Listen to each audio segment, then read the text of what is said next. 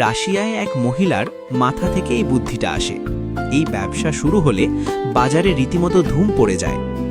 যেখানে কর্মচারী নিয়োগ করে এবং মোটা টাকা বিনিয়োগ করে জুয়েলারি ব্যবসা দাঁড় করাতে হয়, সেখানে তিনি 3 থেকে 5,000 টাকা ইনভেস্ট করেই তিনি তার বিজনেস তৈরি করেন।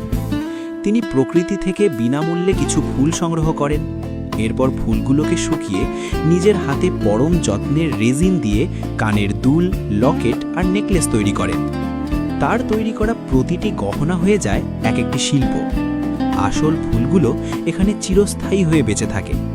যে কোনো বিয়ের উপহার, জন্মদিন বা ভ্যালেন্টাইন্স ডের জন্য মানুষ এগুলো চড়া দামে কেনেন।